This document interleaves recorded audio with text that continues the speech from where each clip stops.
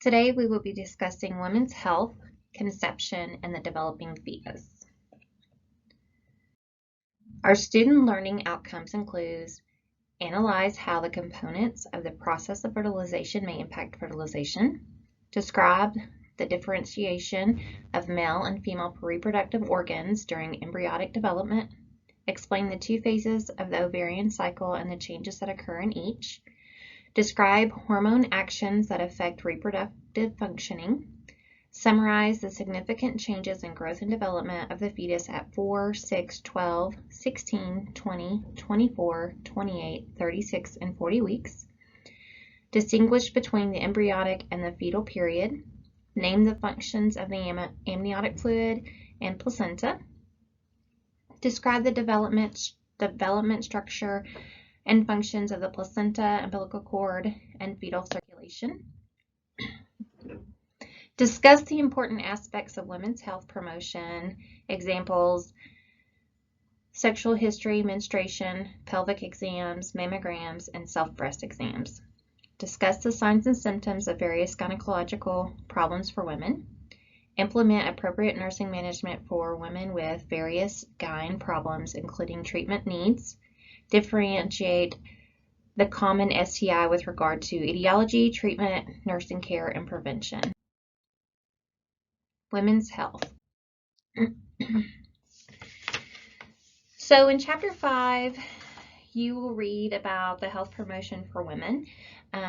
It's pretty common things you should have learned from high school through biology, but we will kind of quickly touch over those subjects.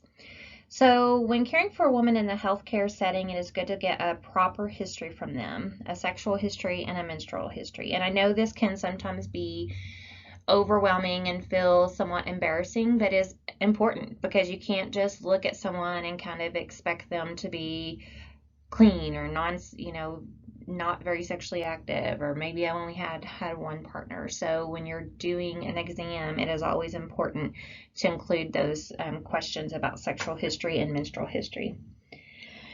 With menstruation, you're going to talk about the cycle length, first day of one menstrual period to the first day of the next, the flow, how much flow there is, how many pads or tampons do they go through in a day, how heavy, how light. You can ask, do you go through more than one pad in an hour? Then that usually means they have a pretty heavy flow. You need to know how many days that period is, how long it lasts.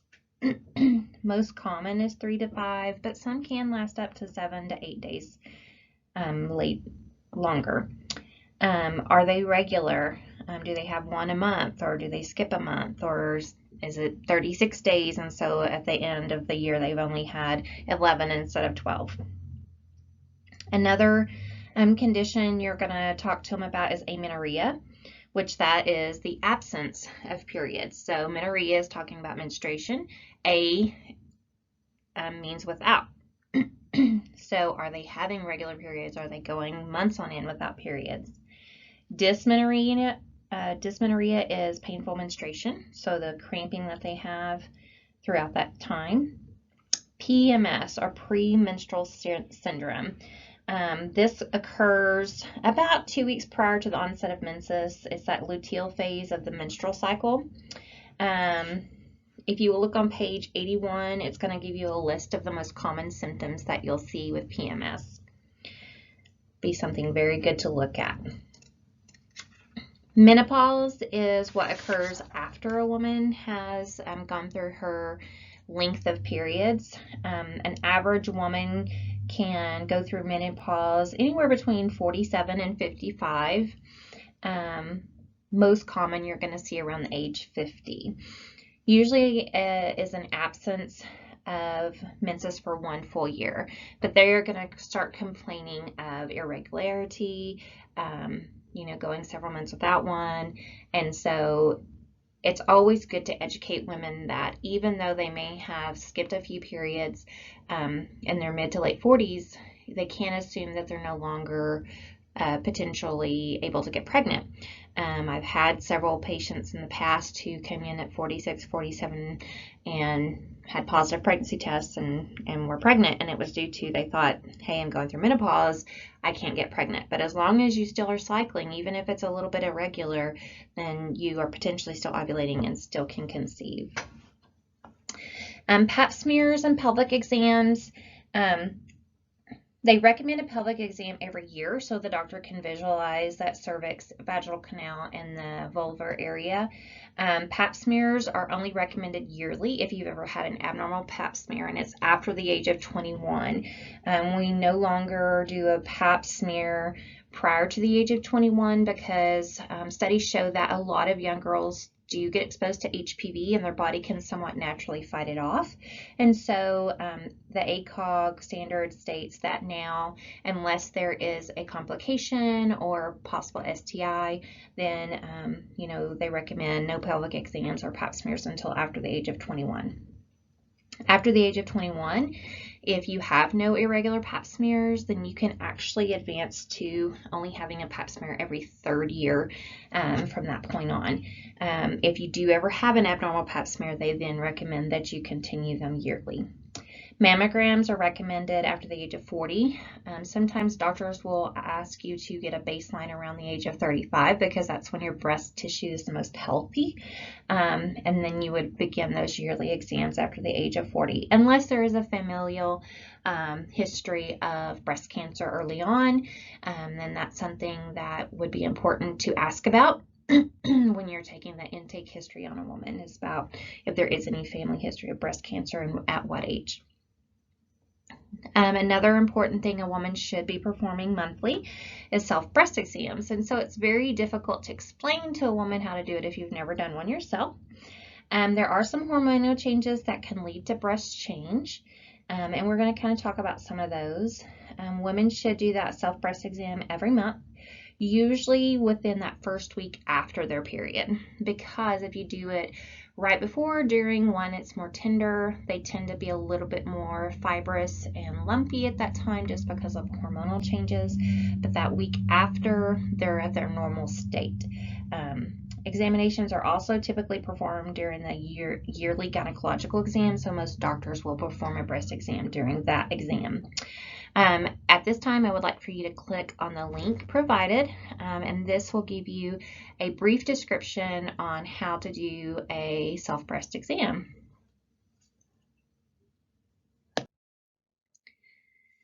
So now we're going to discuss some gynecological problems that may occur during a woman's life.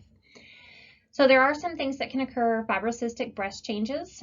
This is where we talked about some women can have lumpy, bumpy breasts. It can be related to caffeine intake. And so they may notice some irregular nodular tissue or thickening in an area.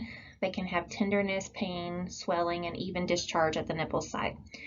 So a lot of people get scared when they feel these because they think that, oh my gosh, I've got breast cancer. Always recommend if a patient calls and complains of a new nodule, a new spot on the breast, they should come in and have an exam done. Most of the time, those changes are related to hormones, or it's that fibrocystic breast disease or breast changes that can be related to caffeine intake. You'll also notice it kind of runs in families. So if a mother has fibrocystic breast disorder, then the daughter more than likely will potentially have it also. Also, breast cancer does not typically come with pain and tenderness, so that's when you kind of can differentiate, but you never should brush it off as possible with fibrocystic breast changes. If they've found something new and different, they should always come in and be examined. Another complication that's very common for women is endometriosis.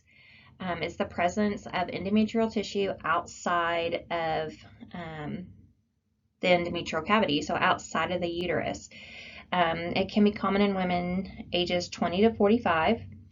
The pelvic cavity is the most common. So what happens is when a woman menstruates, the endometrial lining begins to shed, and that's what women will see mixed with blood when they have a period. Well, for some women, what happens is that endometrial lining actually flows down through the fallopian tube and into the pelvic cavity. That tissue then kind of adheres and grows with the hormonal changes throughout the cycle of every month.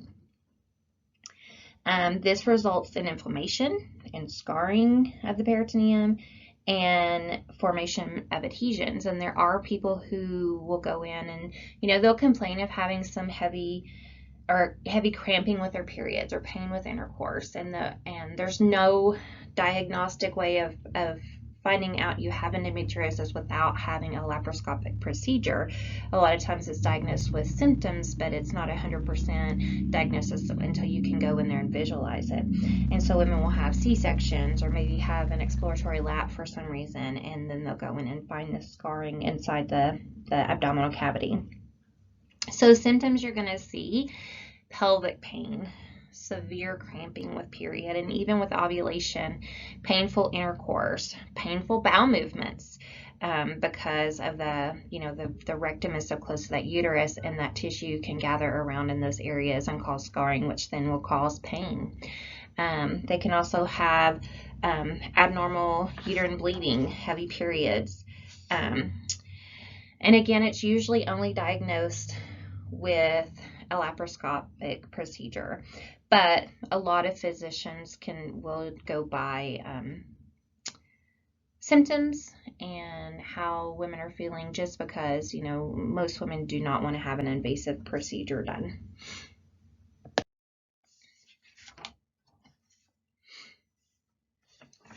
So some other issues that you can have as a female is polycystic ovarian syndrome, or PCOS. A lot of women hear that term, and it is a very common disorder. It is a complex endocrine disorder that occurs. So your common clinical signs that you're going to see for these women is menstrual dysfunction. So they're going to have irregular periods or have amenorrhea where they don't have periods for years at a time. They can have hyperandrogenism, which is they have elevated androgen levels, which can lead to other complications. And also, usually you're going to see they're going to have excessive facial hair, even arm hair, leg hair. They're going to have acne. Sometimes they'll have a deeper voice, and they'll have a muscle mass increase. More than half of women diagnosed with PCOS are clinically obese. Obesity is a big symptom of PCOS. Hyperinsulinemia, where they're insulin resistant. And so a lot of these women will suffer from hypoglycemia and later on develop type 2 diabetes.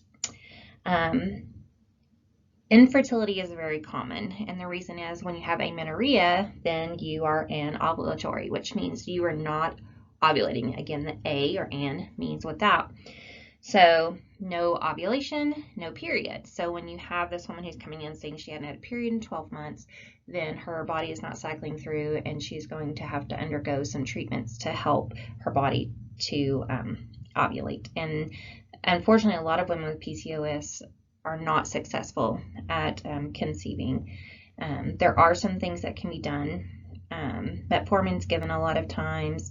Weight loss surgery is used now for women to help lose weight, and then sometimes that weight loss help then reduces the symptoms that you have, and women can become pregnant. We're also going to talk about vaginal infections. So bacterial vaginitis or vaginitis is the most common you're going to see, along with candida or candiditis. Most women, when they develop BV or yeast infection, this is when they're going to go in and see their physician. They're complaining of increased vaginal discharge. They're having irritation or itching, burning. They're going to have a foul odor with the BV. They're going to notice it kind of being a fishy smell. Potential pain with intercourse just related to that raw area, and possibly even bleeding being noted because of the tearing of the tissue just from being so fragile due to the infection and being raw. Vaginitis is usually caused by bacteria. The main cause, the reason for this can be so many reasons, but it's just that normal flora within that vaginal canal becomes changed for whatever reason, overdouching, increased sexual activity, and so women then can develop this bacterial infection because that natural flora can no longer fight off that bacteria. Of course, again, with candidiasis, it's it's just where a woman has that normal flora gone, and that yeast is able to just grow and cause a yeast infection. STIs, so a lot of people confuse BV as being an STI. There are some physicians who feel like it can be just transmitted because of a person having multiple sexual partners, but you just have to remember BV is most commonly related to that natural flora in the vaginal canal being out of whack, and then any bacteria they're exposed to can then overgrow. So BV is not considered, or bacterial vaginitis is not considered an STI. So STIs that you're going to see most commonly, trichomonas. Trichomonas is caused by a microscopic protozoan. I have actually seen this under the microscope many times. It's the most common STI you're going to see, and it's the most curable. It increases a woman's risk for premature rupture of membranes, preterm labor, and low birth weight in newborns. So it is very important that any pregnant woman that comes in, most physicians are going to do an STI screening, because if they do have this infection, again, it can cause problems later on in pregnancy. So symptoms that you're going to see, it's going to be a yellow, green, frothy, foul, odorous discharge. They're going to have a red, irritated vaginal canal and cervix. They're going to have difficulty peeing because, again, with that inflammation in the vaginal canal, it's going to cause that urethral opening not being able to open all the way, and they're going to have difficulty peeing. They're going to have painful intercourse, again, because related to that inflammation in that tissue. Your treatment for this is Flagyl. You're going to, that's your most common treatment. Again, Flagyl cannot be given when you're pregnant, so you're going to be treated with other types of antibiotics.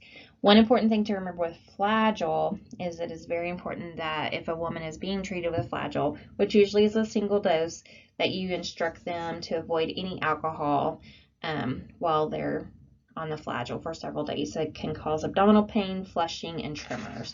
So again, that's just kind of one of those education things that you need to teach as a nurse, that if you're prescribing Flagyl to anyone for any reason, just to remind them how important it is to not drink alcohol with that.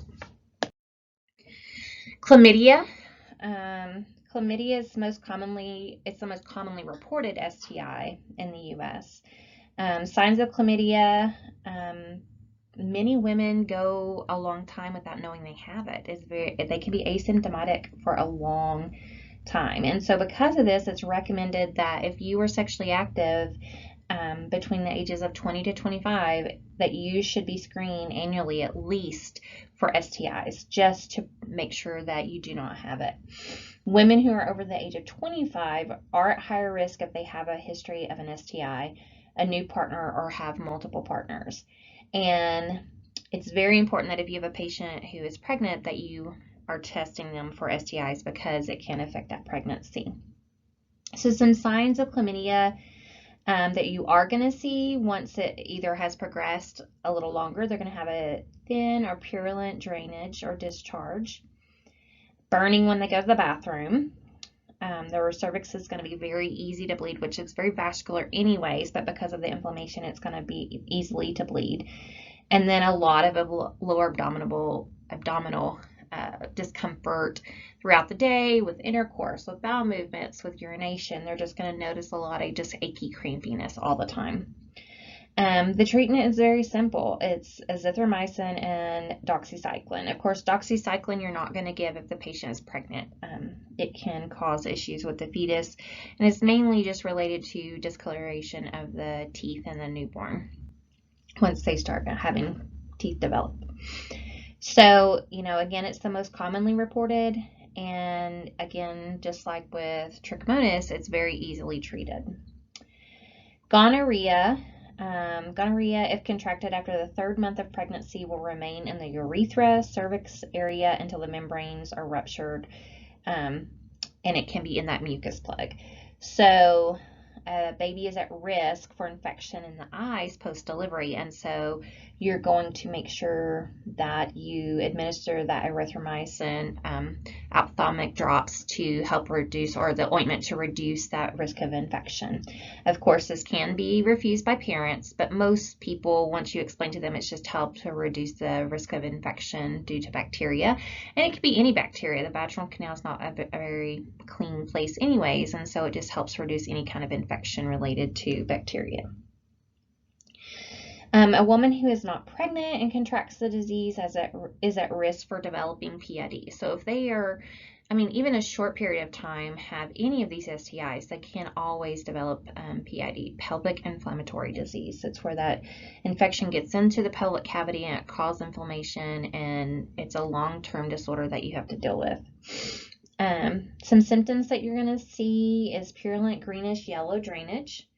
They're going to have dysuria again, difficulty urinating, urinary frequency, and a lot of times they don't know they have it with gonorrhea because, until you start developing those greenish discharge or those symptoms of burning and frequency. And a lot of people think they just have a UTI.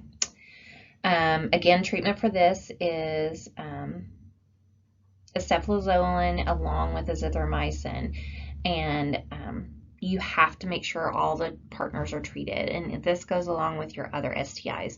So if you ever have a patient who comes into the clinic, depending on your provider's policy, one provider I worked with, he would have us contact the person, let them know the results, and then we would get the information for their sexual partner, husband, boyfriend, whoever, and call in a medication for the patient and their sexual partner. Some facilities recommend that the person go to the health department and be tested, or make an appointment with their primary and be tested so they can be treated.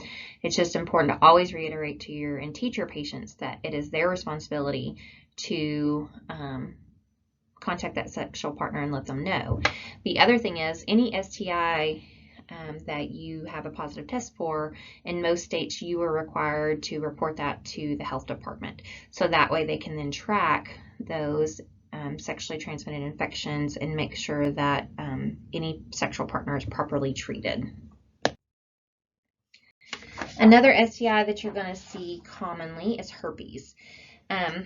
Herpes is broken down in 2 different categories. You have HSV1, which is usually related to a cold sore, and HSV2, so herpes simplex virus 2, which is most commonly seen as genital infections.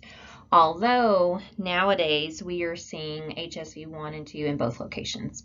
So most of the time, if you have a patient who comes in with symptoms of herpes, the doctor is going to culture that site, send it off, so we know if it's HSV1 or 2. Both are treated with the exact same type of medications. It's just so we know which strand they have. Diagnosis is usually made by appearance and then that culture that's sent off. There is not a cure. Once you have this virus, you have it forever. Some people might have one breakout and never have another breakout a day in their life. Some people have breakouts often. It just depends. So the virus usually enters in a dormant phase. And like I said, we don't know. Some people will have recurrence. Some people won't. Your treatment that you're going to see are those Virs. So you're going to have acyclovir. That is what most women take while they're pregnant. Valacyclovir and then famciclovir. And so acyclovir is going to be the one you see most commonly given. If a woman has herpes while she's pregnant or has a history of herpes, a lot of physicians will give prophylactic acyclovir from 32 weeks on and until delivery to hopefully help reduce the risk of having an outbreak, because if she's having active lesions, she's going to have a cesarean section. This is herpes simplex virus is one of the most common things we're seeing now, or we're seeing where babies are being exposed right after delivery due to, someone kissing them on the lips or kissing their face or kissing their hands and their hand goes in their mouth and they're being exposed to the herpes, and then it can actually go into their central nervous system and affect them, and babies have died due to herpes. And so again, just like with any other disorder, when you have a brand new baby, it's always important to teach hand hygiene. Don't kiss the baby's head, don't kiss the baby's face, don't kiss the baby's hands, and just educate the people and family around you.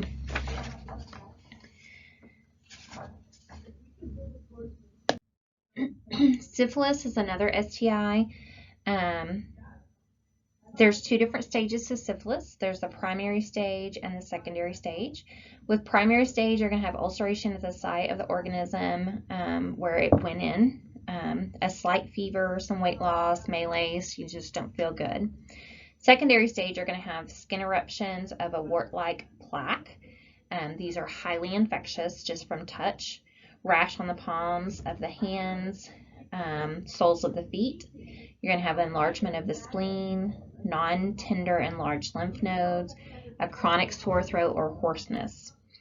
It can be transmitted through the placenta. Most babies, if they're exposed within pregnancy, are going to have the symptoms of that secondary stage. And syphilis is easily treated with PNG. Now, some of these, gonorrhea being one, have developed where they have become a superbug, and we are having a harder time treating them with certain antibiotics because they have become resistant to them.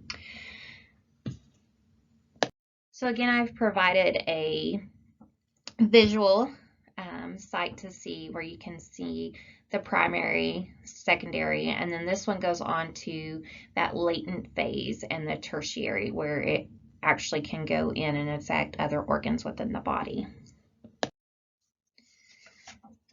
Venereal warts, or you may have also heard of these as condylomas.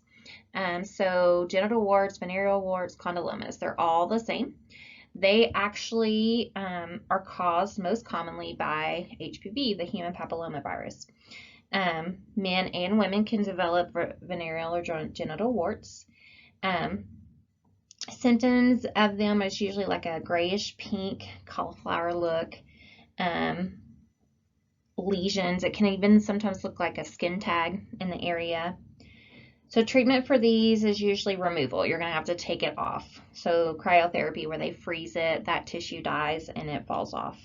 Where they actually, surgical removal, where they actually cut it off. Laser treatment, where they actually kind of burn it off, okay? They can even use some types of gels, acetic acids, creams, other things like that that they can actually use to help kind of remove them. Prevention is the vaccine, HPV vaccine, which is given to young kids now, male and female. Initially it was just female, but now since, further strands of HPV have been found and seen that they can cause these warts along with other types of cancers in males and females, throat cancer, anal cancer, colon cancer, vaginal cancer, cervical cancer. We know, there's all kinds of cancers that can be caused by this HPV disease.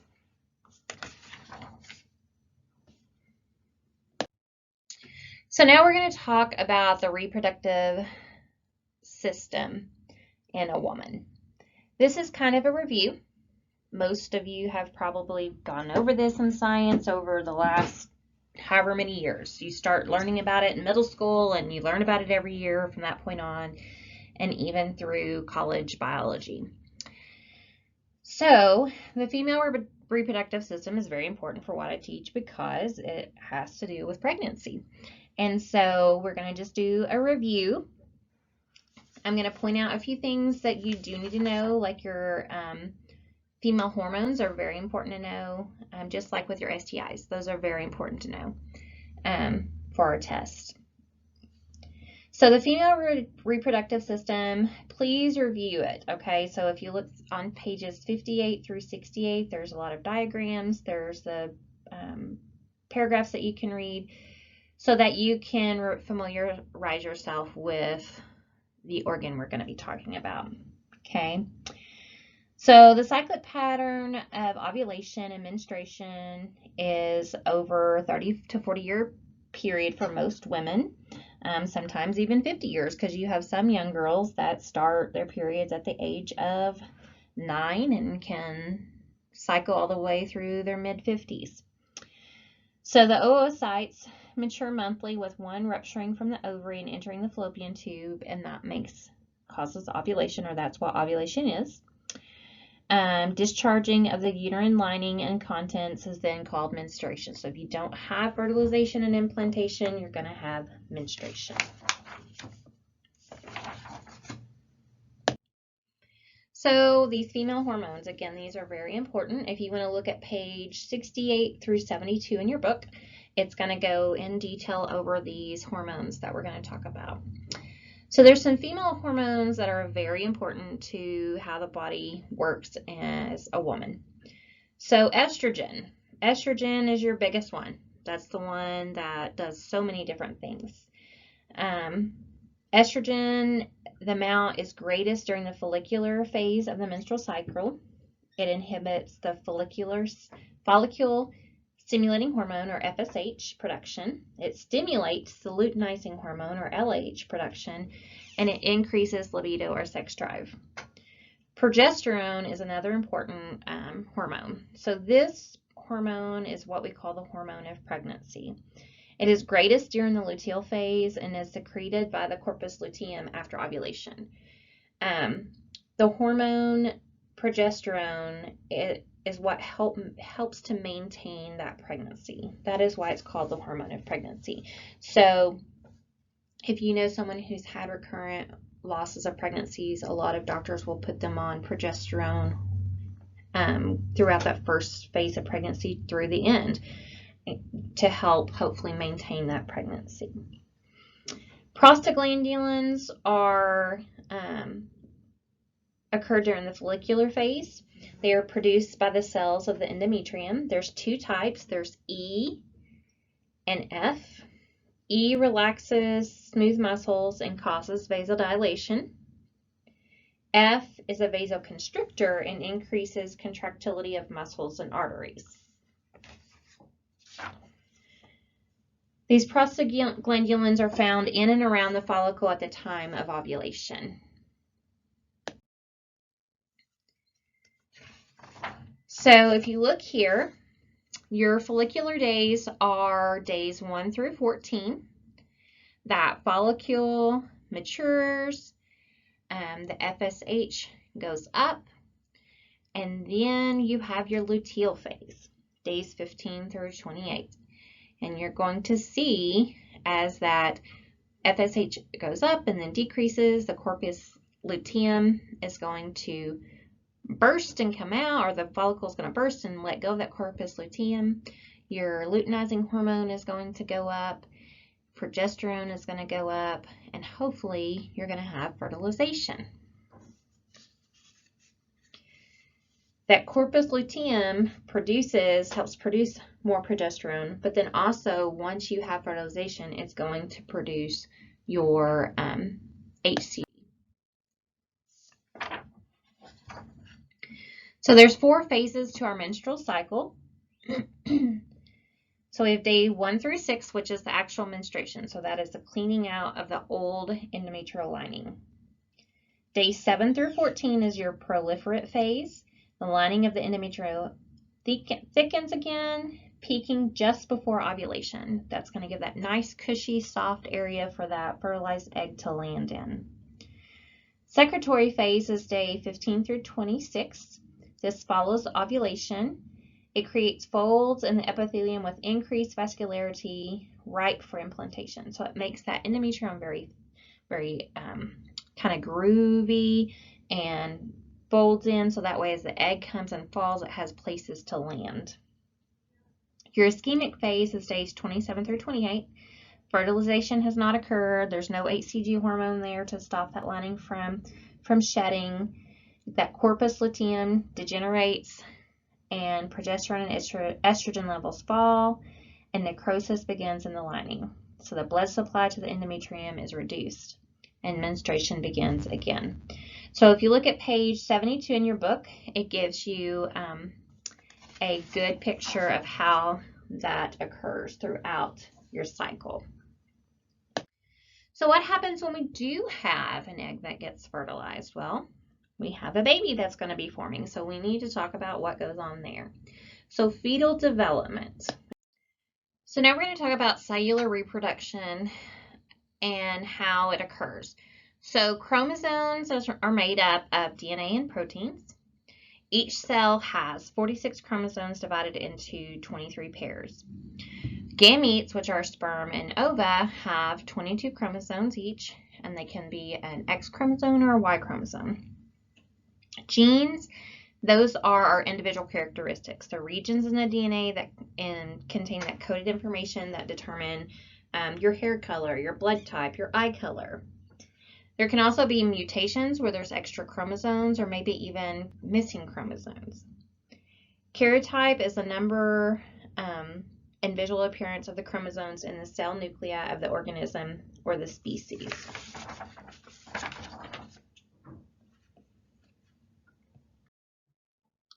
So now we're going to talk about cellular division. So cellular division occurs when that egg has been fertilized. So every human begins with a single cell, a zygote. That's that fertilized ovum. The zygote reproduces itself, and those cells reproduce themselves in a continuous process through either mitosis or meiosis. So mitosis is an exact copy of the original cells, eventually dividing into two daughter cells. These daughter cells each have their own nucleus. The same number of 46 chromosomes and genetic makeup as which is generated, resulting in two identical cells, each containing 46 chromosomes. This process is how our body's cells continue to divide and replace themselves and make growth and development possible. So meiosis is half of the genetic material of one parent, the 23 chromosomes, the gamete, and the ova. The meiosis is two successive cell divisions. So chromosomes replicate first, then pairing happens between the chromosomes, causing exchange of genetic material, and new combinations are formed between the chromosomes. This is how an individual's hair color, eye color are determined.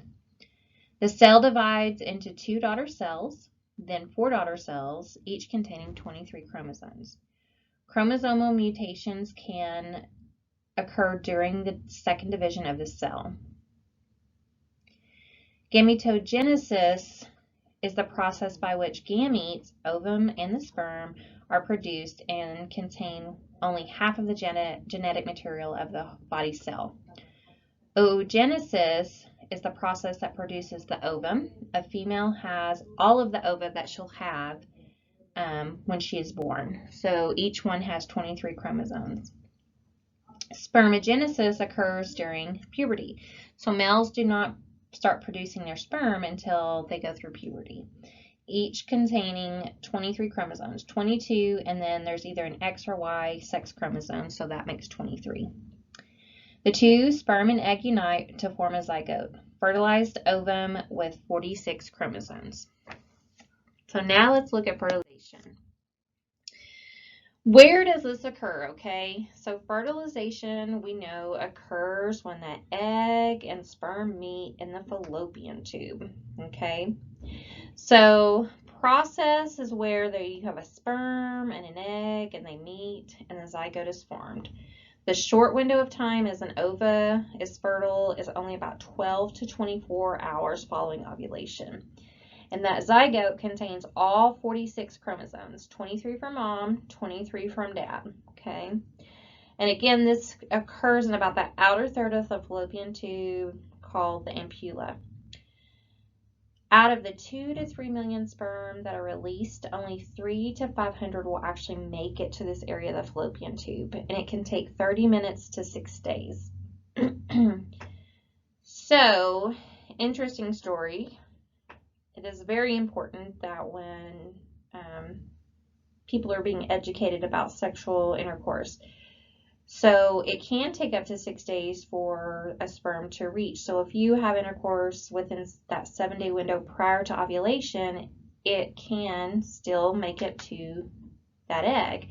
And so if you have intercourse with more than one person within that time frame, the potential father could be either person. Okay, so just always be aware that, you know, when people are unsure, it's just because if you have intercourse within such a short window of that 7-day window, then it could potentially be either partner. So once the sperm enters the ovum, a chemical signal occurs that prompts the second meiotic division to occur, which forms the nucleus of that ovum. The nuclei of the sperm and the ovum swell and unite. This is when true fertilization occurs. The union of the nuclei results in 46 chromosomes, 23 pairs, and a new combination of genetic material occurs. The sex of the individual is determined at the moment of fertilization. The 23rd pair is either an XX or an XY. So fetal development, there are 3 stages. You have the pre-embryonic stage, which is the first 14 days of development starting from the time of conception. So starting the day of fertilization of the ovum to conception. Embryonic stage, which is day 15, beginning of the 3rd week following conception to approximately 8 weeks. Fetal stage, which begins at the end of the 8th week until birth, starting the 9th week.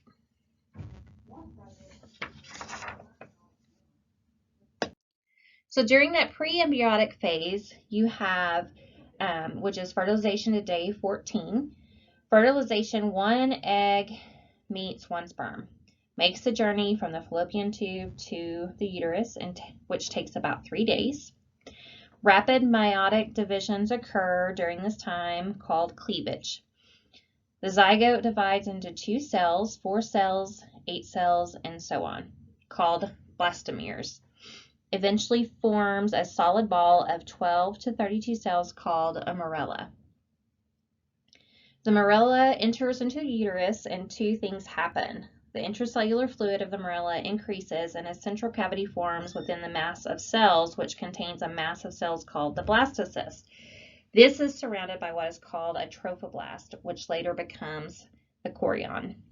Now, if you remember, the chorion is that sac around baby, okay? The blastocyst transforms into a double layer of cells called the embryonic disc, in which develops into 2 germ layers, the embryo and the amnion. The amnion is an embryonic membrane sac that contains the embryo.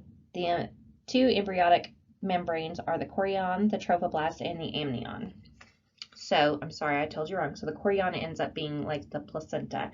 The amnion is what is that sac, the amniotic sac around baby.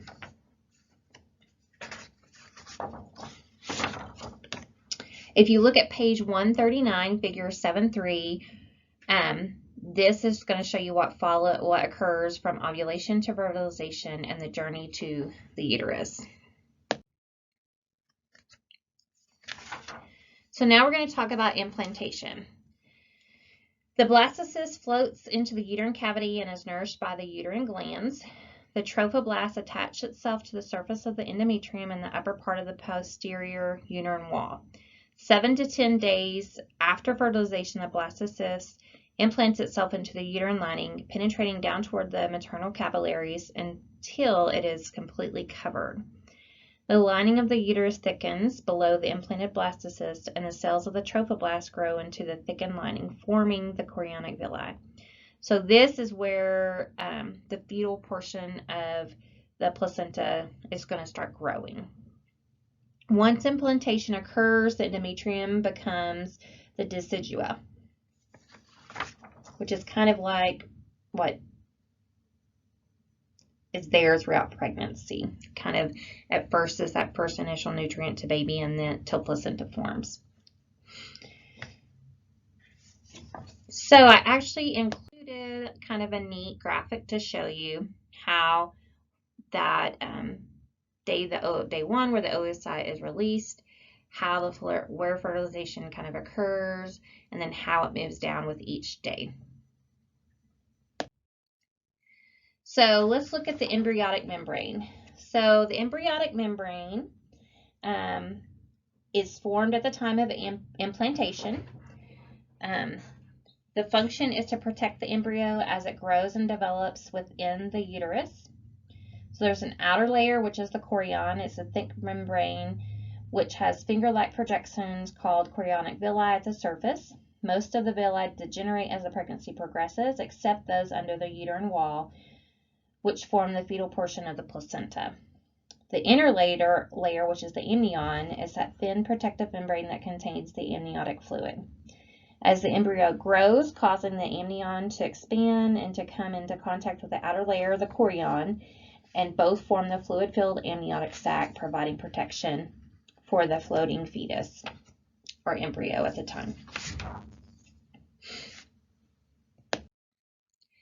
So pre-embryonic cycle. So during this time, we are going to see that yolk sac develops on days 8 to 9 following conception. It's a second cavity to the blastocyst, and it's responsible for producing red blood cells during the first 6 weeks of development and until the liver takes over. Eventually, the yolk sac is incorporated into the umbilical cord. So the umbilical cord forms from the amnion. The body stalk of the umbilical cord attaches to the embryo to the yolk sac. Vessels of the body stalk extend into the chorionic villi. As the body stalk elongates during embryonic growth, it becomes the umbilical cord and forms one vein and 2 arteries. So AVA, 2 arteries and 1 vein.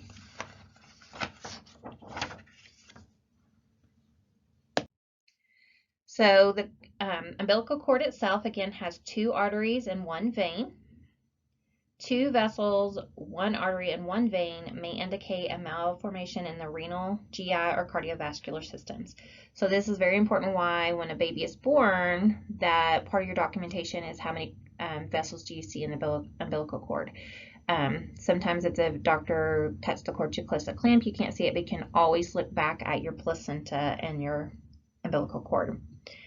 Wharton's jelly is the special connective tissue that surrounds those vessels and prevents compression of the umbilical cord in utero. It's usually clear, so when you see it cut, you're going to see like a clear jelly-like appearance and kind of sometimes it's slimy and stringy. It's pretty neat, but once you see a cord that's really healthy and has lots, you're going to really notice those ones that are thin. So there's no nerves within the umbilical cord, so cutting the cord during after delivery is not painful to baby. The average length is 22 inches and should have a central insertion into the placenta, so it should be centrally located. And we'll talk in level 2 about some of those complications that can occur with that umbilical cord and placenta. So placenta it's pretty simple. There's metabolic and nutrient exchange occurs from the fetus through the placenta. So transport takes place through simple diffusion. So you have an area of higher concentration to an area of lower concentration. So those bloods never truly mix. You have capillaries that extend out to a certain point, and then you have diffusion that occurs. Placenta development and circulation do not occur until the 3rd week of the embryonic development. The placenta develops at the site where the embryo has attached to the uterine wall. It expands into 20 weeks, half of the internal uterine surface, and then becomes thicker but not wider. So you have to think about this. So we talked about before that the implantation occurs usually in the posterior side of the uterus, but you can have an implant in other locations. And we'll go more in detail in level 2 about some of those locations and risks that are related to that. So at 40 weeks, the placenta usually measures 15 to 20 centimeters in diameter and usually is about 2.5 to 3 centimeters thick. Usually weighs between 400 to 600 grams, but you will see small placentas and large placentas. There are 2 parts. You have the maternal side, which you will also hear nurses refer to as dirty Duncan, so that surface is very red and fleshy. The fetal surface, which is very shiny, kind of has a grayish appearance, and you're going to see all those blood vessels flowing through. That's called shiny Schultz. And if you look on page 143, you're also going to see an example of both pictures there. It's shiny because that chorion is lining over it, and also, or the amnion and the chorion that is adjoined there because it's the placenta, and then the amnion, which is the amniotic sac that goes around baby. It's that shiny kind of silvery gray color. So the function of the placenta is respiration, nutrition, excretion, protection.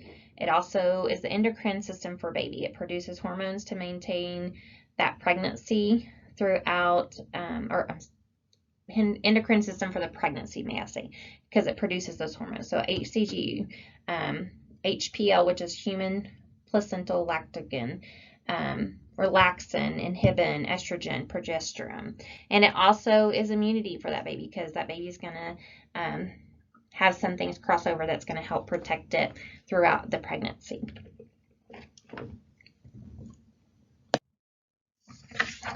So now we're going to talk about what can happen when you have 2 eggs and 2 sperm meet. You're going to have twins, or you have 1 egg that separates and have twins, or triplets, or quadruplets. There's only one set of quadruplet or one set of quintuplets that were identical. Maybe a few more, but very, very, very rare. So with twins, you have fraternal or identical. So fraternal twins are non-identical, so they have 2 eggs and 2 sperm that meet. They usually have 2 placentas, 2 chorions, 2 amnions. Okay. Identical twins, monozygotic, which means there's 1 egg and 1 sperm, and then for whatever reason they duplicate and form into 2.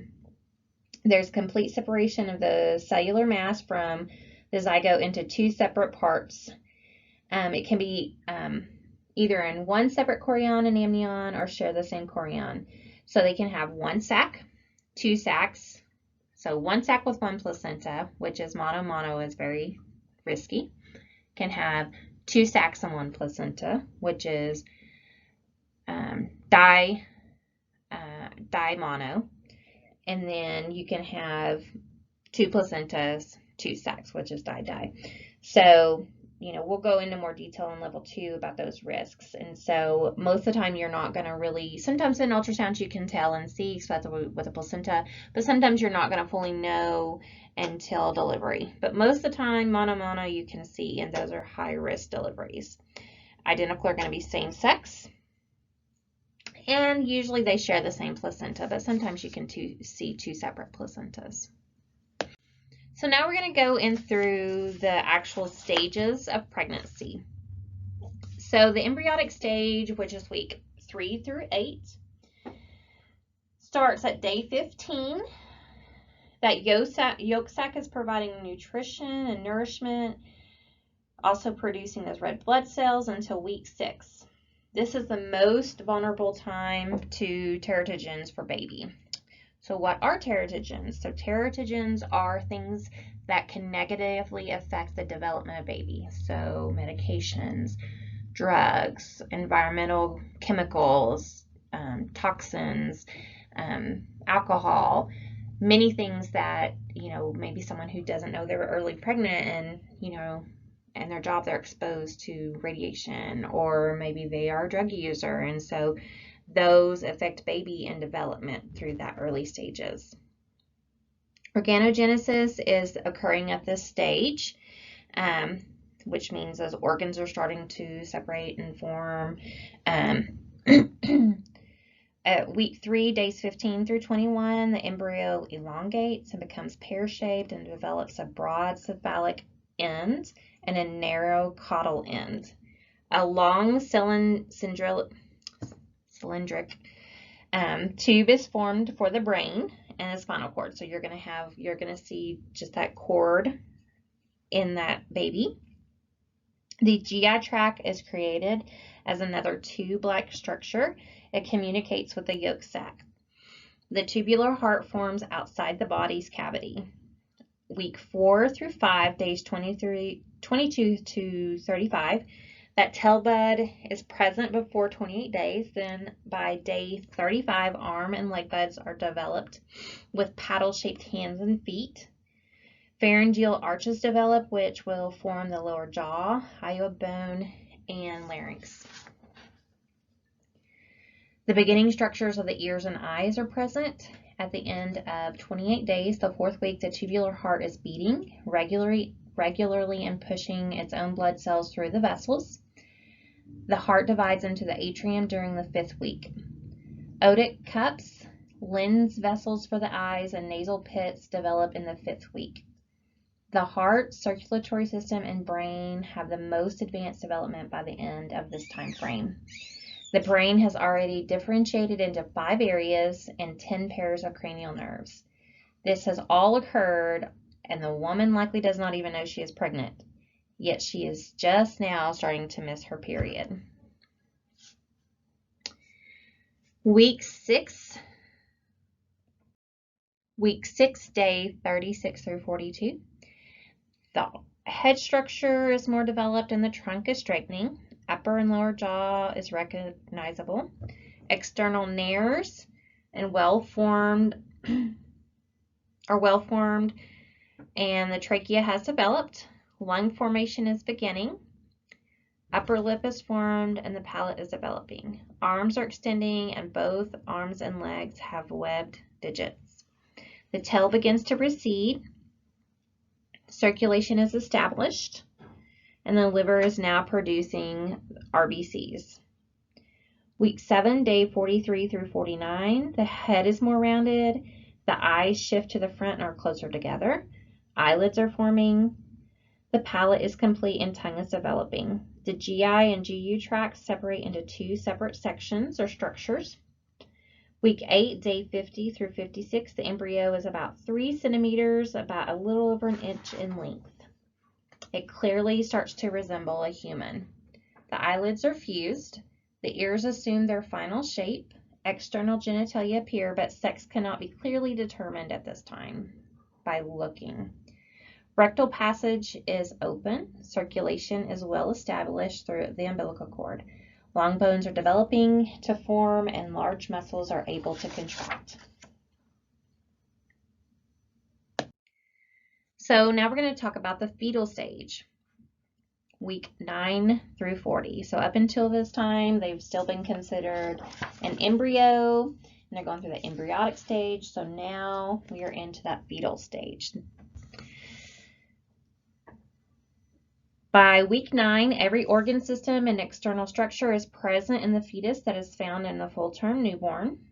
The rest of the time is committed to cleaning things up and finalizing that structure.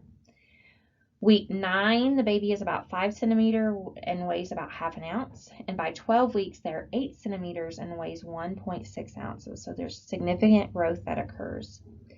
The head makes up 50% of the fetus. Eyelids close in the 10th week and will not reopen up until 26 to 29 weeks. Sucking reflex occurs, and you'll kind of notice you can even see the lips will begin to move. Tooth buds appear and all baby teeth are present. Digits are well formed and a tiny fist can be made. Spontaneous movements are occurring but are not quite felt by mom yet. Well-differentiated genitals appear. Kidneys begin to produce urine. The heart can be 120 to 160 beats per minute. Week 13 through 16, rapid growth occurs during this period. The lanugo, or that fine hair, is present, especially on the head. Musculoskeletal system is more developed, helping hold the fetus more erect. Blood vessels are visible through the skin. Active movements are seen. The swallow reflex is present as it's beginning to swallow amniotic fluid. Liver and pancreas are producing secretions. Meconium production begins in the intestines. Bronchial tubes are branching out and sweat glands are developing.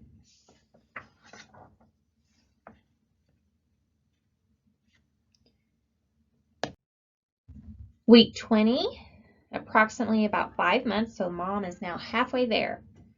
The length is doubled by this time, 19 centimeters or 7.5 inches. Weight is about 15 to 16 ounces. Lanugo covers the entire body.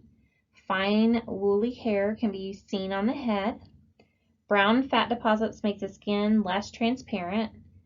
Root of the neck and posterior sternum and perineal areas is where most of this brown fat can be seen.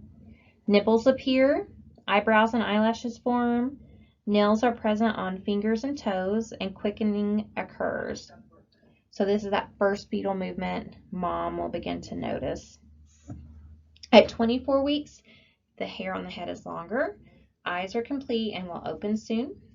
Grasp reflex and startle reflexes are present.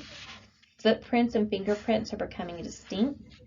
Vernix is covering the body, and vernix is that cheese-like fatty substance that helps reduce wrinkling of the skin, and it's secreted by the sebaceous glands. The villi in the lungs are beginning to form. Week 25 through 28, you have rapid brain development that is occurring during this time. The nervous system is complete and can perform some regulatory functions. Eyelids are opening and closing. Testes begin to descend into the scrotal sac. Lungs are immature, however, can sufficiently provide gas exchange if the fetus were to be born. So this is kind of like after between 24 and 25 weeks is considered kind of viability. Week 29 through 32, the central nervous system is mature and can direct breathing movements and partially control body temperature. The fetus practices breathing in utero, but lungs still are not fully mature. Pupillary reflex is present. The fetus is gaining weight and increasing muscle and fat. Weighs about 4.5 pounds and is about 12.4 inches long. Bones are fully developed but are soft and flexible. The baby begins storing iron, calcium, and phosphorus in those bones at that time. Week 35 to 36, that sub-Q fat is present for warmth. The fetus is plump with skin that is less wrinkled because of that fat. The lanugo is beginning to disappear. A baby born at this stage has a good chance of surviving. 38 to 40 weeks, the fetus is full term. Average weight is 3,000 to 3,600 grams. 6 pounds, 10 ounces to about 7 pounds, 15 ounces. And of course, it can vary anywhere in there, being smaller or even bigger. Skin is usually pink, smooth, and polished. Vernix is present. Extremities and body are plump with good skin turgor, and fingernails may extend beyond fingertips. The amniotic fluid diminishes as the fetus enlarges and fills the uterine cavity. The head should be pointed downward, ready for delivery. Feeding, sleeping, and other activity patterns are established by this time. And a lot of times babies will kind of have their days and nights mixed up because while mom's up working and moving, it lulls that baby to sleep. And at night when she's still, they wake up. So a lot of times you'll have babies who will have their days and nights mixed up, and you have those poor mamas awake all night. So now we're going to look at the circulatory system of this fetus, okay? So that fetal circulatory system bypasses those fetal lungs, okay? That is the placenta's job, is to oxygenate the baby. As it supplies respiratory gas exchange, it supplies oxygen and excretes carbon dioxide into the maternal bloodstream. So you have 3 temporary vessels that are there. You have the ductus venosus, the foramen ovale, and the ductus arteriosus. The highest amount of oxygen concentrated blood goes to the head, neck, brain, and heart. Lesser amounts to the abdominal organs and lower body. So now we're going to take a few minutes and kind of break down fetal circulation. So fetal circulation can be found on page 146. We're also going to have, I have this pulled up. You have the other pulled up. You also have a worksheet that is in your assignments to do that is related to fetal circulation, okay? So there's 5 adaptions. You have the umbilical vein. Oxygenated blood comes from mom to the placenta, and the umbilical vein carries the oxygenated blood from placenta to the fetus. You have the ductus venosus. As blood enters the liver, it provides a pathway to meet the inferior vena cava. The foramen ovale, as blood enters into the right atrium, pressure builds and needs to be shunted to the left. Ductus arteriosus, as blood leaves the right ventricle, some blood will go to the lungs for nutrients, and the ductus arteriosus allows a pathway to enter into the aorta and send blood to the rest of the fetal body. The umbilical artery then moves through the descending aorta to the lower extremity and branches out off the umbilical arteries, carrying blood back to the placenta for reoxygenation through mom. So if you think about this, in the umbilical cord, that is backwards. So the vein carries oxygenated blood. The arteries carry deoxygenated blood. So in our system, our veins carry deoxygenated, arteries carry oxygenated. So remember, in the umbilical cord, it is backwards. Arteries carry deoxygenated, your vein carries oxygenated. So 90% of the blood supply flows through the foramen ovale, ductus arteriosus, and the ductus venosus during fetal circulation. The goal is to bypass the lungs because lungs are not needed for the oxygenation of the blood at the time. A small percent, about 10%, still flows to the lung to help oxygenate those tissues and to give them nutrients. The fetal lungs are not functioning as they will be outside. The mother is doing that work through the placenta. So normal intrauterine O2 saturation is approximately 60% and advances to 95% by 10 minutes following delivery. So when babies were born years ago, blue baby, you want them to pink up as fast as possible. But now, through years of study, we have found out that a lot of babies will not be at 95 to 100% until 10 minutes post-delivery. So as long as you can see those changes occurring in that tissue perfusion and they're starting to pink up over time in that first 10 minutes, then we usually are not going to use blow-by oxygen, because you do not want to introduce them to high concentration of oxygen unless necessary, because there are some risks later in life. Cutting of the cord begins the changes from fetal circulation to newborn circulation and the closure of temporary vessels. So that foramen ovale functional closes within about 1 to 2 hours, so it's no longer functioning after that, allowing for what we know as a normal path of circulation to occur, and full closure of the vessel occurs by 30 minutes of extrauterine life. The ductus arteriosus closure begins within 18 hours, and full closure occurs within 2 to 3 weeks, with formation of the ligamentum arteriosus. The ductus venosus closes right away, forcing liver perfusion, and anatomic closure is within 2 months and becomes a ligamentum venosus. So let me correct myself. So the foramen ovale has up to 3 months. So you may have some babies who will have a little bit of a heart defect. They say they have a hole in the heart, and that's that foramen ovale.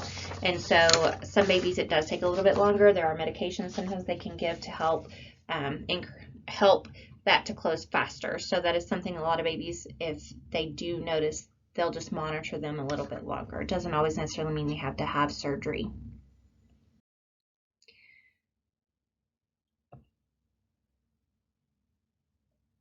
So now we're going to talk about the respiratory system. So lungs acquired, defined shape has occurred. The lungs are not used for respirations in utero. The fetus is still practicing those breathing movements in utero, but they're not actually moving air. The alveoli appear in the lungs and begin to produce surfactant by 24 weeks, but it's still inadequate. Surfactant is secreted in the alveoli and air passages to reduce surface tension of pulmonary fluids and contributes to the elasticity of the pulmonary tissues and the lung development. By the time the fetus is term, the LS factor, I can't ever say those two words, should be 2 to 1, okay? So sometimes if you have a baby that needs to come early, they'll do an amniocentesis to determine that LS ratio. And an LS ratio of 2 to 1 indicates the chance of respiratory distress is lower due to adequate surfactant. So they have that amount of surfactant that they need to be able to breathe properly. So surfactant is secreted in the alveoli and air passages to reduce surface tension of the pulmonary fluids and contributes to the elasticity of the pulmonary tissue and the lung development. Phospholipids maintain those alveoli. In a mature lung, you're going to see an LS ratio with an amniocentesis is 2 to 1. There's 2 other tests that can also be done. The phosphatidylglycerol test, if it's positive, will indicate mature lungs, but the LS ratio is what most of the time is done. Zervanta is a drug that can be used post-delivery. It's a synthetic surfactant. It's usually given through an ET tube, and there's also another medication that we use here at Southwest Medicine that if we have a baby who is preterm and is having difficulty, Dr. Lucero will use to give through the ET tube to help increase their surfactant at the time. So now we have a question, and I'm going to throw in NCLEX, more NCLEX style questions throughout this semester, just because you need to kind of start preparing for those type questions. But then also I like to quiz you throughout lecture. So which of the following statements is true? Okay. 2 umbilical veins carry oxygen depleted blood from the fetal circulation to the placenta. 1 umbilical vein carries oxygen-rich blood from the placenta to the fetal heart. 2 umbilical arteries carry oxygen-depleted blood to the fetal lungs, or none of the above are true. So think about this. Remember we talked about 1 vein, 2 arteries. It's backwards from our normal flow. So a vein carries oxygenated blood to the body, arteries carries it away. So our correct answer is 2. 1 umbilical vein carries oxygen-rich blood from the placenta to the fetal heart. The ductus venosus is a shunt that allows 1, fetal blood to flow from the right atrium to the left atrium. 2, fetal blood to flow from the right ventricle to the left ventricle.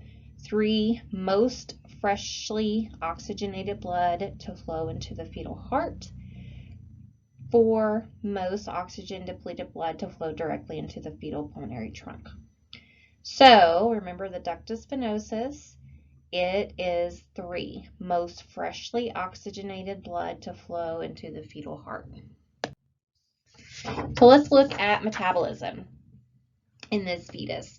So the fetus produces heat. The fetus temp is about 1/2 degree higher than mom's, but the fetus has a lower basal metabolic rate. Okay, it's insulated to fight heat loss, so it's got that brown fat develops at 26 to 30 weeks and continues until 2 weeks following delivery. Those fat deposits are found around the kidneys, adrenal glands, neck, between the scapulas, and behind the sternum. Brown fat becomes dark in color due to rich blood supply and denseness. If an infant gets cold stress, then the brown fat stores are depleted and cannot be replenished once they're gone. So that gastrointestinal system develops in the 4th week. Swallowing movements are seen by 16 weeks and are prominent by 18 weeks. Sucking by as early as 9 to 12 weeks, but prominent at 29 weeks. Problems can occur during development. So you have 2 types of things you'll see, gastroschisis or an omphalocele, which on page 593 talks about the gastroschisis. So the full thickness defect is in the abdominal wall, allowing the viscera outside of the body of the umbilical opening. So the intestines are exposed to the amniotic fluid, which is quite harsh. So you have gastroschisis where those intestines are just out there. They're outside of the body, okay? Our responsibility is to maintain hydration and temperature of the newborn, place a sterile bag up to the axilla and have baby in a side-laying position to avoid trauma to the bowel. You do not place a wet dressing over this, and you want to do gastric decompression. So you may put in an OG tube to help reduce the gastric fluids, air. They are going to have surgery. They're probably going to be on antibiotics. Okay. So the umbilicale, if you look on page 592 is a herniation of the abdominal contents into the umbilical cord. So it's not just outside of the body, it's actually up into the umbilical cords, and that's what you see in this picture. It's encased in a protective transparent membrane. So things we need to consider: you're going to make sure the baby's hydrated, their temperature is good, a sterile bag over the actual defect. You don't have to put the whole baby in a bag. You can also do a wet gauze on these. They are going to have surgery. You're also going to consider gastric decompression, and again, you want to try to prevent trauma or infection, so they're probably going to also be on antibiotics. So the renal system: kidneys develop by the 5th week, produces urine by week 12. Urine contributes to the amniotic fluid around baby.